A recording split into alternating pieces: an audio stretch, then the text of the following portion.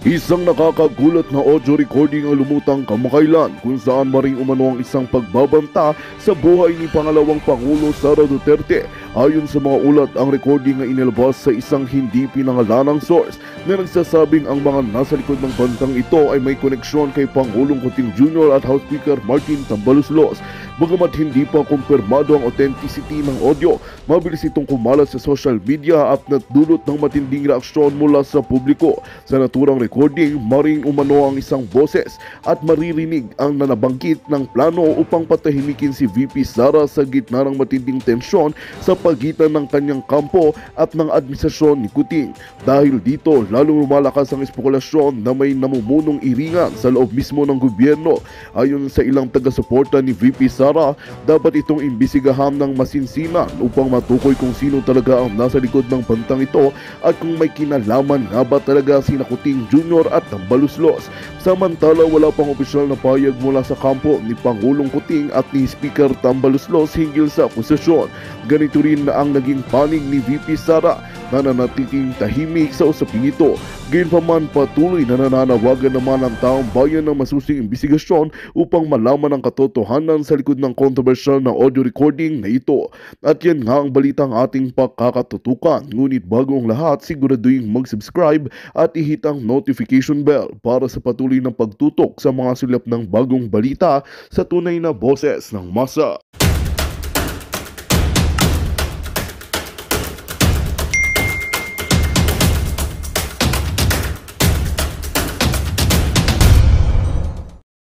To 11 AM, tulog na ako. Sinandan ako ng media advisory, VP Sara Duterte, via Zoom, November 22, 2024, 6 p.m. So, alas 3 yun ng hapon, ng madaling araw dito. Alas 3 ng madaling araw dito sa akin. So, naborlog na ako, napagod ang lola ninyo.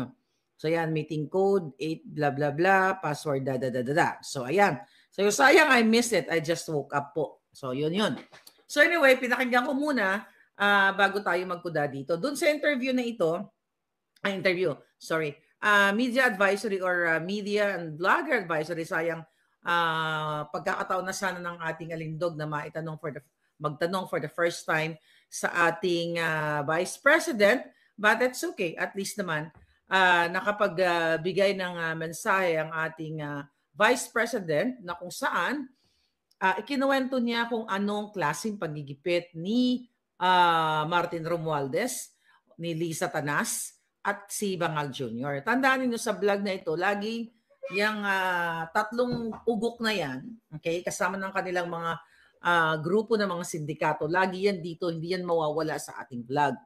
So ipinaliwanag ni Inday Sara na nag-request siya na kung pwedeng payagan siya na samahan si Attorney Zuleika Lopez. Alright. Sabi niya nga dito, ito, dated November 21, which is kahapon din sa Pilipinas. Ito yung nakita niyo naman na siguro, babasahin ko na lang. Committee on Good Government and Public Accountability, November 21. Dear Vice, hindi, ano pala yan, sagot pala nila yan. Okay. Sabi niya, sabi ni Inday, Dear Representative Chua, I write a response, no, not this one, ito. Okay. Sabi niya, saan yung sulat ni Inday? Wait, ito pala. Here. Okay, Dear Representative Chua, I am writing to formally request and I be allowed to stay with Attorney Zuleika Lopez, Undersecretary and Chief of Staff of the Office of the Vice President, who is presently detained at the House of Representatives for the whole duration of her detention. For humanitarian reasons, I request for consideration of her situation given the following circumstances.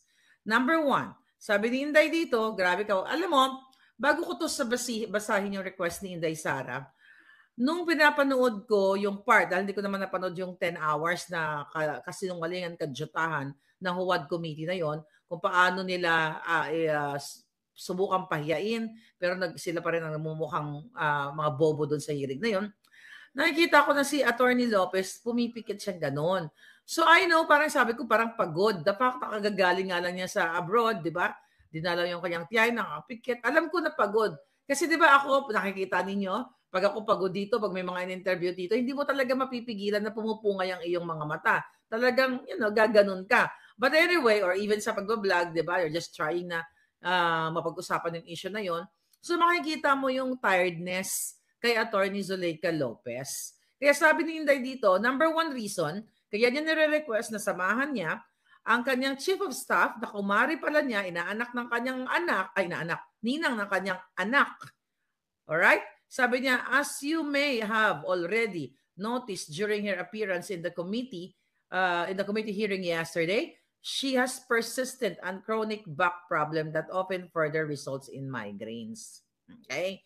Number two, she has expressed since yesterday that she is nauseous and lightheaded. Okay?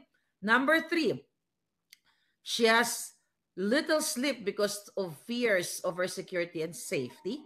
Number five, she is still experiencing fatigue due to jet lag and sadness about the condition of her aunt.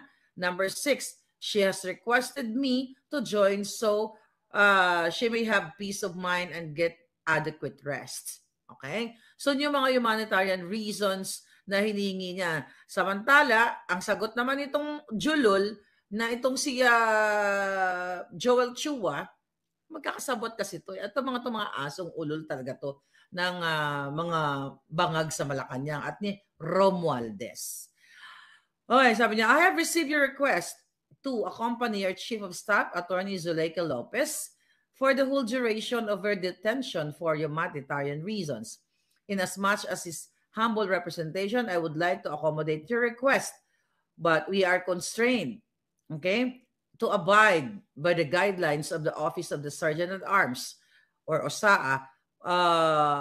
Per the guidelines, the facility is for detainees, and the committee has not ordered for your detention. However, you may visit her during the period allowed under the OSAA guidelines. Okay. Sinagot uli ni Inday Sara yan. Sabi ni Inday, I write in response to the reply to my request to accompany Attorney Zuleika Lopez for the whole duration of her detention at the House of Representatives. I would like to inform you in advance that I intend to visit Attorney Lopez daily for the full period of her detention with the bounds of the guidelines pertaining to persons under custody of the Office of the Sergeant at Arms. So pinapaalam ni Inday na, magsistay siya doon everyday hanggat nandoon detene si Attorney Lopez. And now, sumulat din si Congressman or si Representative Pulong Duterte, which is, di ba, nasabi ko sa inyo kanina na kagabi si Inday ay nagstay sa kanyang opisina. So ito na nga, true enough, nakita na natin ang dokumento, sabi niya, ito November 22, ang date nito sa usulat na ito papunta kay Chua at isinulat ni Congressman Pulong Duterte. Sabi niya, this representation is writing to respectfully inform you that I have given my sister, Vice President Sara Duterte, for unconditional permission to stay indefinitely in my office to discharge her day-to-day duties. The Vice President's stays will also correspond to her visits to USEC Zuleika Lopez and other OVP personnel who are currently detained under the custody of the Congress Office of the Sergeant at Arms in the Legislative Security Building of the House of Representatives. I guarantee that no illegal acts or unlawful activity shall be committed by the Vice President, her security, and other personnel during her stay. Okay. So, yung nagchika boom boom sa atin na mga insider ay talagang totoong yun na nga, pinatayan ng kuryente si Inday Sara dahil dun sa kanyang 1 hour, more than an hour media advisory or press blogger briefing few hours ago, ay sinabi niya doon na, okay, Sinabi niya doon, mga kababayan, na siya nga ay yung security doon, okay, ay pinatayan siya, ay hindi, kinakausap siya na papatay na daw nila yung ilaw kasi gusto nilang, ang kuryente, kasi gusto nilang ganun daw yun, yung ginagawa sa Congress para makatipid. Di ba? Kaya ang sagot ni Inday, patayin nyo na rin yung tubig. Di ba? Putulin nyo na rin yung tubig. Iba din talaga to si Vice President. Putulin nyo na rin, sir, yung tubig. I wish I can be like her, no? Na ang lakas mga asar. You know? Very sensible at very, punong-puno ng sense of humor, smart, everything. You know? Akala mo talagang lumanay, pero talagang tagos sa buto yung kanyang hindi yun pang-aasar actually, pangsupla sa mga buwaka ng Genemes. Really? Papatayin ang kuryente, jutang, alam nyo mga palangga, okay, doon sa mga hindi nagmumura, i-mute nyo na lang yung bunganga ko kapag nagmura na ako. Kasi yung mura ko, hindi ko naman yan ginagawa sa daily life ko na dito sa loob ng bahay na yung mga kaibigan or family. Hindi ako nagmumura sa daily life, daily dealings ng buhay ko. Kaya yung mga putang ina na mga buwaka ng ina, dito lang yan kasi disturb yan ng mga politiko. Kung pwede nga nang gumon ko sila tanan, alam mo yun, kung pwede ko nga nang lunukin sila lahat, okay, at isuka ko sila after, I will do it. Diba? Kasi sobra yung pambababoy nila. Itong mga sinasabi nilang papatay nila ang Vice President ng kuryente, sinabi ko na kanina, ito ay what? Ito ay political harassment. Kasi yung hayop na Martin na yan, nabanggitin kanina ni Inday na bakit siya makikinig sa isang Martin Romualdez. Sa mga dinadakdak ni Martin Romualdez, no, dapat magkapunta na lang dyan sa Kongreso, magpaliwanag. Tangina. Yung hayop na Romualdez na yan, nabagit na nga ni Inday, na dito, nailagay na yan sa Korte ng Amerika na tumanggap sa dokumento, hindi sa dokumento, sa Korte ng Delaware Court na siya ay sangkot o tumanggap ng multi-million dollars na bayad sa kanya suhol sa paggamit, pang-aabuso ng kapangyarihan para gipitin ang Okada, Manila. Pero hindi yan ang topic natin dahil nabanggit lang ni Inday yung bribery. Ngayon, mga kababayan, hindi pagtitipid, panghaharas, pangtatraidor, pangtataksil, pangbubuska, pangjutang ginina ang ginagawa ng tambaluslos na yan at ang gobyerno di bangag. Kaya nga sabi ni Inday, during that media briefing, okay, or press conference, Zoom press conference, mga kababayan, ang sabi niya, sir, sige, okay lang, patay nyo lang din yung tubig. You know, parang ganun yung konteksto, basta lang meron kaming sasaksakan ng like charging station, something. Tipid, pero mga hayop kayo, yung pera ng bayan, binibili nyo lahat, ng babae, luxury items, bahay, pulburon, lahat, hinahakot nyo, tangina marunong pa kayo magtipid-tipid sa ilaw, pero yung kinakawat yung mga animal kayo. Ngayon, tanongin yung mga holy dito, yung mga holy na mga ayaw makinig ng mura, just get out. Okay, may nakarating lang kasi sa akin. Anyway, may nakarating lang kasi sa akin, chuchu-chuchu. Okay, wag na lang. Okay. Diba? Nanonood ka pala, nasasaktan ka sa mura ko. Bakit ka pa nakikinig sa akin? Nasasaktan ka kasi nagnanakaw ka rin. Lang nasasaktan lang naman sa mura ko yung mga kawatan. Yung mga nasa gobyernong makawat. Masasaktan ka ba sa akin kung hindi ka nagnakaw? Sabi ko nga sa inyo, hindi ako nagmumura sa buhay ko everyday na nagkipagsayahan ako sa kaibigan ko o sa family ko. Nagmumura lang ako dito sa screen na ito para tumagos siya sa putang inang Romualdez na yan. Andiyan tumagos yan sa giti ni Lisa. Yan tumagos sa ilong ni Bangag na laging sumisinghot. Kaya ako nagmumura. Yung mga Ilonggo dyan, hindi kami nagmumura ng putang ina. Iho di puta lang. 'Di ba? Hindi kami sina Antigo sa mga jutang gini na sa Maynila. Hindi kami ganyan. Okay? But anyway, mga kababayan. Alright. Nakakagalit. Okay? Dahil nga sabi nga ni Inday doon kanina, alam mo cool na cool pa rin. I wish, no? Paano ba maging Inday? Pero anyway lang, stay calm, cool. Iba-iba naman tayo ng personality eh. Pero nakikita mo yung firmness, yung tapang ng isang, Vice President si Inday. Kaya hindi siya talaga pwede maging, hindi naman siya pwede, di ba? At ang nakakatuwa pala doon pala, bago ko makalimutan, during that meeting na yon, Zoom meeting na yon, loko din talaga to si Inday na parang sinabi niya na, doon sa isang reporter na nagtanong, parang, baka sa Monday, ako na yung ako, sabi niyo kay Martin, baka ako na yung maging ako na yung vice president. Parang siya na yung speaker doon. Wala parang ang dating, parang ang konteksto, wala nang babalikan si Martin Romualdez doon sa House of Representatives. Okay? Si Inday na yung maging speaker. Why not? Yun yung mga jokes, yun yung mga sense of humor, very smart na, pang inis ni Inday kay Tambaluslos.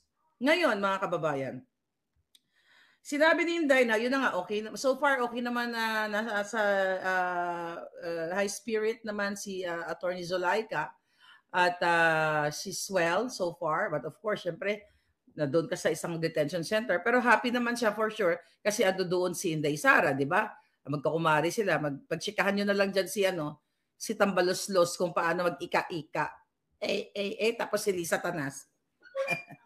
Parang penguin ng butang ina. Anyway, kaya di ba nangako si Inday na nasasamahan niya naman talaga yung kanyang mga staff just in case na sila ay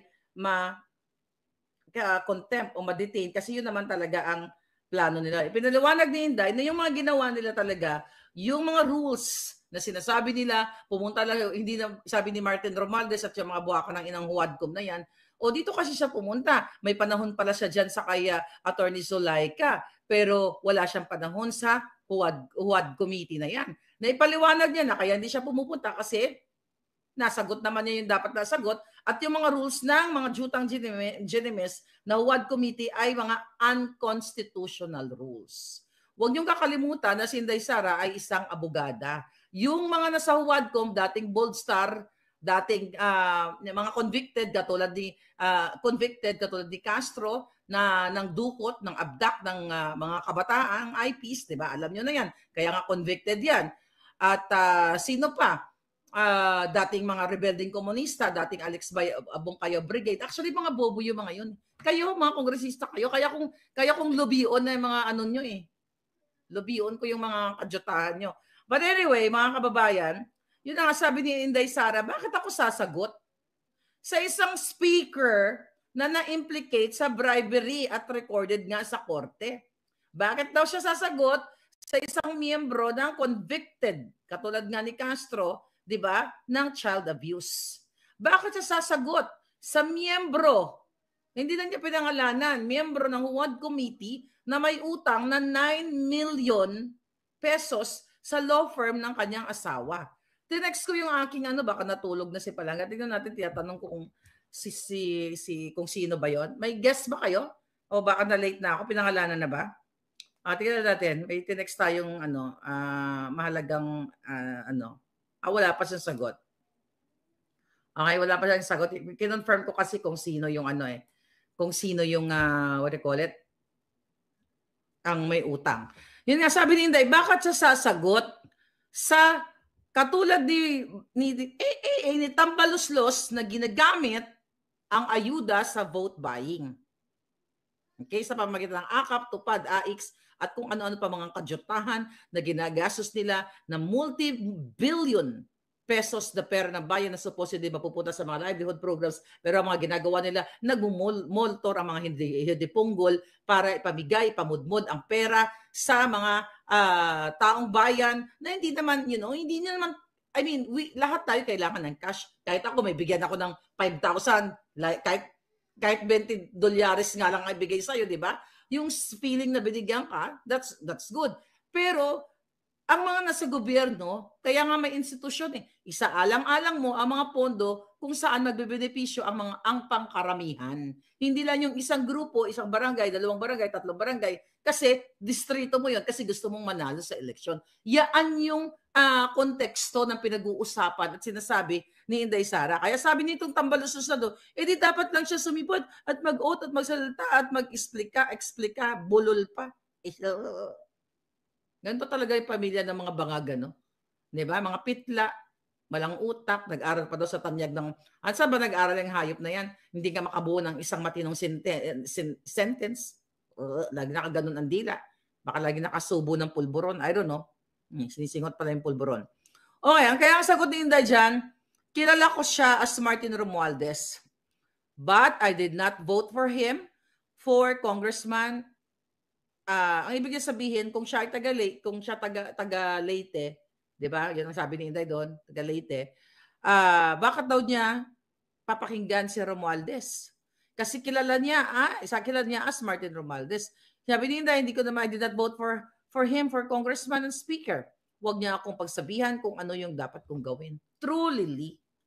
'Di ba? Ang hilig-hilig nilang ganoon 'di ba? Yung mga kongresista, gusto nilang utusan ka kung anong gusto nilang makinig. Gusto nilang marinig diyan sa Congress, sa House of Representatives na yan. 'Di ba? Kasi mga bugo nga. Mga bugo, mango, mabaho ang joto.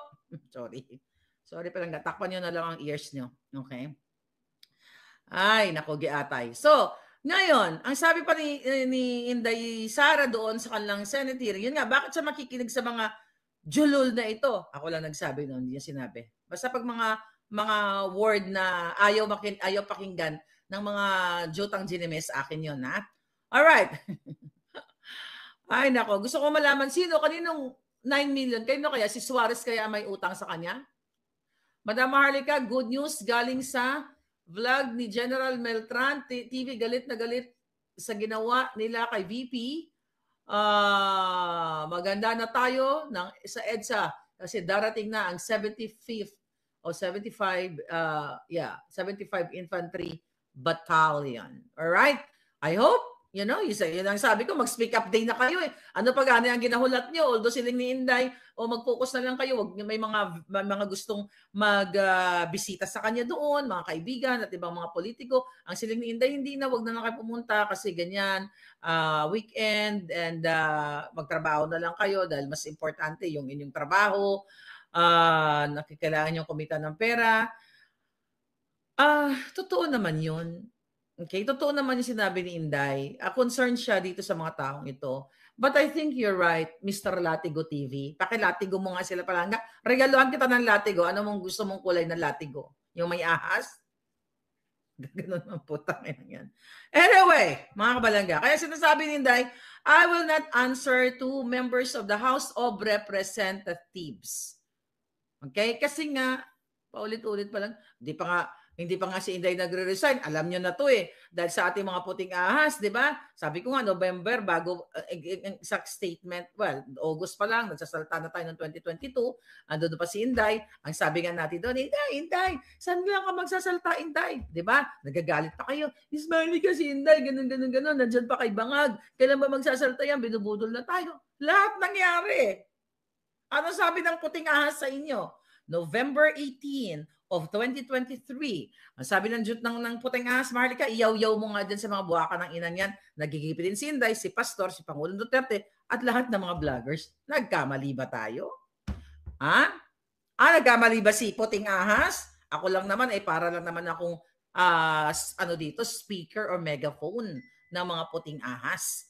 Now, kaya sabi ni Inday dito, bakit nasasagutin yan?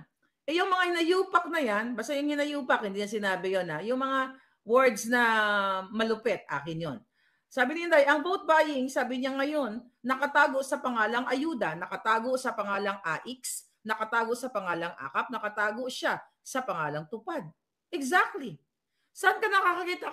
Kakaklik ko, kaka-check ko lang kay Bangag Jr. Saan ka kakakita ng presidenteng Bangag? Na laging may bit-bit na DSWD box. Picture na France, gaganon aabot, ganyan-ganyan. Ano kayo di putahan, inaabi? Saan ka nakakita ng presidente? Everyday, nagpapapicture na nag-aabot ng food pack. That's kachipan. Kachipan. Hindi ganyan ang pagtulong. Pakitang tao yan kung gusto mong tulungan ang buong sangkatauhan sa iyong nasasakupan, bigyan mo ng trabaho, bigyan mo ng binihi ang mga farmers, bigyan mo ng healthcare, bigyan mo ng education, bigyan mo ng tamang what you call it, mga programa. Ang taong bayan, ang mga kabataan, dahil sila ang pag-asa ng bayan, chuchu para sa pagdating ng panahon, kapag sila habang lumalaki, nahuhubog sila dahil na nutrisyonan ang kanilang mga utok. Paano tayo magkaroon ng matatinong leader kung hindi na ninutrisyonan ang kanilang mga utak? Bangag, ang nagagawa, yung tig-100, magkano na ngayon ang pakete ng isang, ano ba yan, yung isang pudpud na pulburon na sinisinghot-singhot yan o sinusunog-sunog sa foil. Sabi nga ni Kati Binag, nagkakaubusan na rin ng foil sa tindahan. Totoo ba? Ay, sabi ni Inday, isa lang naman, may nagtanong kasi sa kanya doon Basta nabanggit ka doon, isa lang naman ang gustong gumurgur sa akin. Ang jumatay sa kanya. Sabi niya, si Martin Romualdez. Hindi ba ako nagkakamali sa inyo? Kung kayang gurgurin, bakit pa gusto nilang gurgurin si Inday Sara? Siya. Ngayon pa lang, pag nagkaroon ng eleksyon, sa presidente, panalo na si Inday. Napatunayan naman during the election, siya ang may pinaka-highest votes. Kung kaya nila mag-hire ng assassins, yung tanginang bangag na yan, to target me, kayo dyan, nagpadala ng assassin dito yung mga putang ina mga bangag na yan to target my head. Kaso lang, nag-recruit din ako ng 6 na assassin. No, joke lang. I don't have blood money. Diba? Nag-recruit ako ng mga 6 na mga backlush para akitin ang mga assassins. Kayo mga assassins kayo. Meron ako 6 na backlush. Okay? Tig-2 kayong backlush. Tignan ko lang kung kayanin nyo yan. Anyway. Palangga. Kaya sabi ni Inday, isa lang ang gustong gumurgur sa akin. The gurgur is my word, di ba? Magandang balita ang hatid namin sa inyo ngayong araw. Sa pagtatapos ng aming balitaan, nagbigay kami ng mga mahalagang impormasyon. Maraming salamat sa pagtutok at pagsuporta sa aming programa. Huwag kalimutang manatili sa mga susunod na araw para sa mga bagong balita at mga kwento na dapat nating abangan. Mula sa Boses ng Masa, magandang araw Pilipinas!